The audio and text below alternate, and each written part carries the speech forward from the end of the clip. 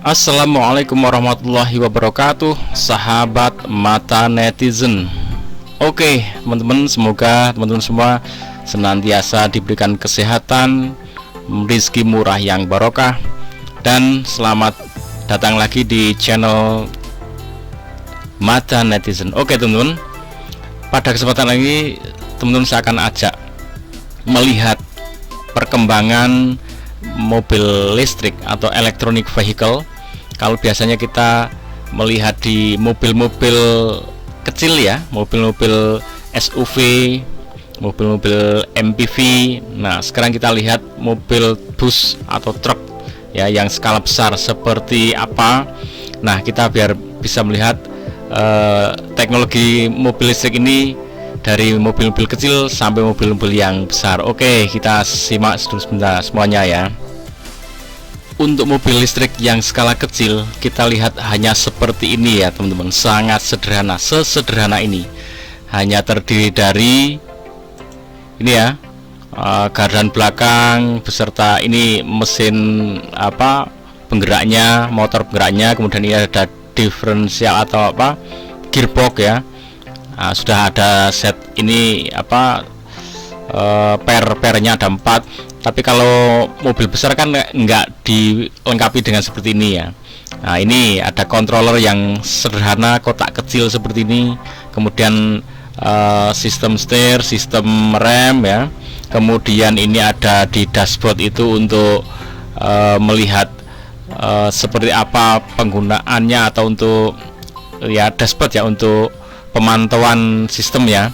Kemudian perangkat-perangkat ini ada setirnya, ada racknya, ada gardan, ada untuk roda depan. Nah, ini untuk mobil kecil seperti ini, sesederhana ini ya. Kontrolnya ini loh, kontrolernya ini kecil banget. Nah, ini belum ada baterainya ya, nanti tinggal sama baterainya. Nah, untuk bus ternyata sangatlah banyak dan rumit. Untuk bus sudah seperti ini teman-teman. Ini pun saya udah nggak bisa menjelaskan sedetail untuk mobil kecil ya, karena sudah banyak sekali benda-bendanya. Tapi secara umum ada secara basic tuh sama ya. Basicnya ya ini ada motor penggerak yang sangat besar ya teman-teman, karena butuh tenaga besar. Kemudian ada unit controller yang tentunya ini lebih mantap, lebih besar ya. Kemudian ini ada, saya nggak tahu ini sistem pendingin atau apa ya. Yang jelas ini masih bukan baterai. Nah, di sini ada ini kalau kita lihat dari bentuknya ini kan ada seperti untuk ruang bakar untuk pistonnya. Nah, ini kalau ini saya prediksi ya, ini hybrid. Jadi kalau hybrid itu dia butuh generator untuk pengisian baterai. Jadi ini nanti dihidupkan dengan bensin, kemudian dia akan mensuplai aki ya. Jadi sambil jalan maka dia sebagai suplai listriknya, sistem ini ya. Nah, kemudian ini ada pengatur mungkin ya, pengatur untuk pengisian dan sebagainya. Tapi yang jelas ini jadi lebih rumit. Kabel-kabelnya kita lihat pun sangat besar-besar, karena jelas ini untuk pergerakan arus dan arus yang sangat besar ya. Kalau tegangan mungkin kalau tegangan tidak terlalu besar, tapi arusnya itu bisa besar sekali. Nah, seperti ini ternyata bahan bahannya ini masih baru di unboxing ya dari kotak. Oke, semacam baru di unboxing dari kotak. Coba kita lihat seperti apa.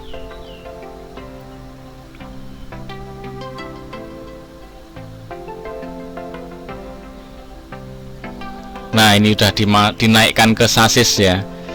Jadi kalau ini sasisnya sudah sasis yang berbeda. Nah, ini belakang udah muncul itu. Nah, ini yang saya maksud, ini sepertinya ini sebagai sistem pengisiannya ya, jadi hybrid. Nah, kemudian ini baterai belakangnya ini ditanamkan banyak sekali. Nah, ini pasti akan berat ya, bebannya karena terutama di baterainya. Dilakukan pengetesan duduk.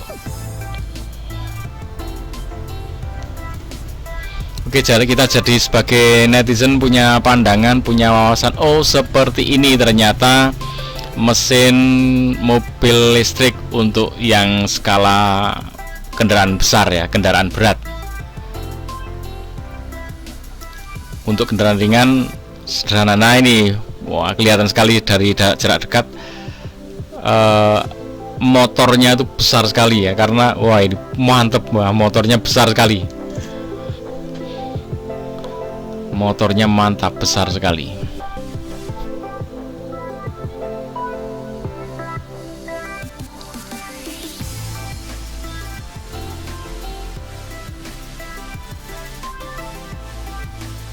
Oke, sedang dilakukan pengujian dan indikator-indikatornya sedang diperiksa ya.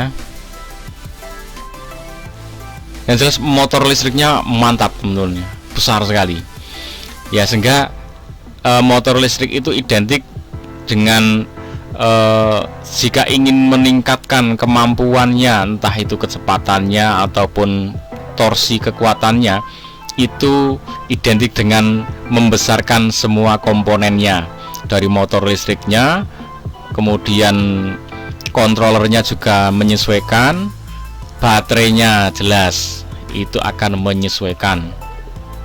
Jelas baterainya itu nanti harus banyak ya, harus dirangkai banyak ya untuk memberikan suplai arus yang cukup.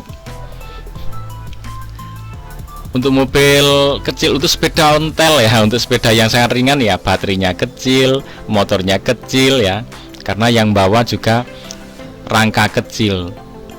Kemudian dinaikkan ke mobil yang sepeda motor agak besar lagi ya. Kemudian dinaikkan lagi ke mobil yang hanya muat 2 orang, lebih besar lagi. Mobil yang muat 4 orang akan lebih besar lagi.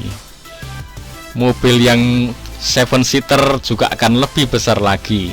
Jadi itu nanti wattnya itu akan terkait dengan baterai dan sistem di dalamnya.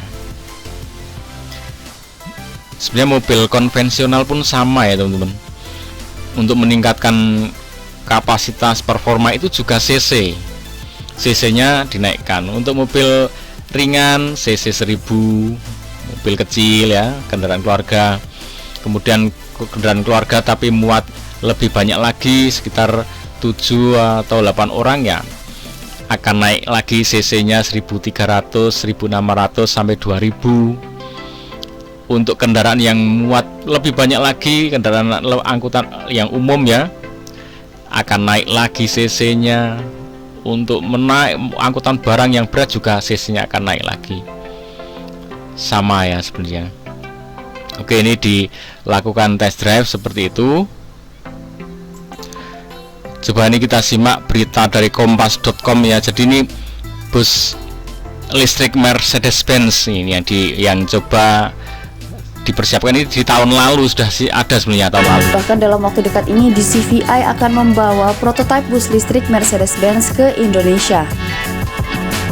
Presiden Direktur PT DCVI Naim Hasim mengatakan prototipe bus listrik Mercedes-Benz rencananya akan masuk ke Indonesia pada kuartal 2 2023. Meski begitu, Naim juga mengatakan dirinya tidak memungkiri bahwa rencana tersebut bukan perkara mudah. Hal itu lantaran suplai baterai kendaraan yang masih menjadi tantangan. Oleh karenanya, guna dapat memboyong bus listrik Mercedes-Benz ke tanah air, pihaknya akan bekerja sama dengan berbagai stakeholder. Namun terkait model dari bus listrik yang akan dihadirkan di Indonesia, Naim masih merahasiakan. Pada kesempatan yang sama, Head of Product Management Homologation and Marketing Bus and Truck DCVI, Faustina mengatakan, jika baterai sangatlah penting untuk pembuatan bus listrik ini. Menurut Faustina, bekerjasama dengan beberapa karoseri untuk dapat menghadirkan bus listrik tersebut sangatlah penting. Apalagi beberapa operator bus selalu mengharapkan daya tampung dari bus yang penuh. Maka dari itu, pihak karoseri juga sangatlah penting dan krusial untuk penjajakan dari awal hingga akhir dalam mewujudkan bus listrik Mercedes-Benz di Indonesia.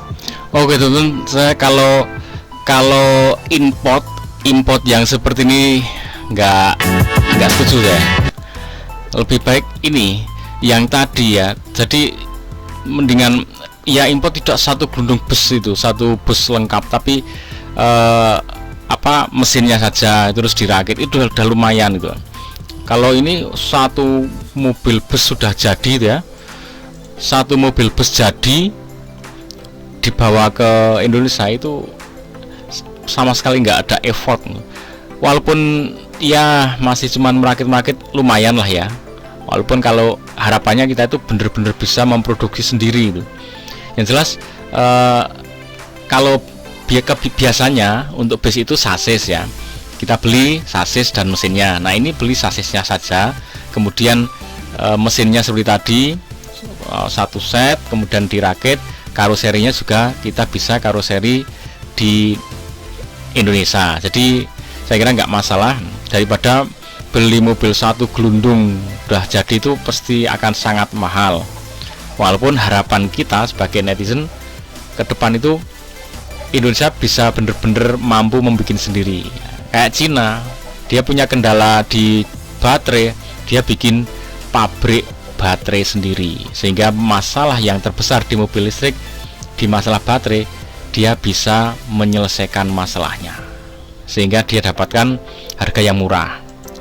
Oke teman-teman, seperti itu mobil kendaraan listrik untuk mobil besar ya. Semoga menambah wawasan kita, dan kita doakan tentunya Indonesia mampu membuat sendiri ya kendaraan-kendaraan, entah itu listrik, entah itu ya listrik. Kalau ke depan sudah arahnya listrik, bukan kendaraan yang konvensional lagi. Ikuti terus Mata Netizen. Assalamualaikum warahmatullahi wabarakatuh.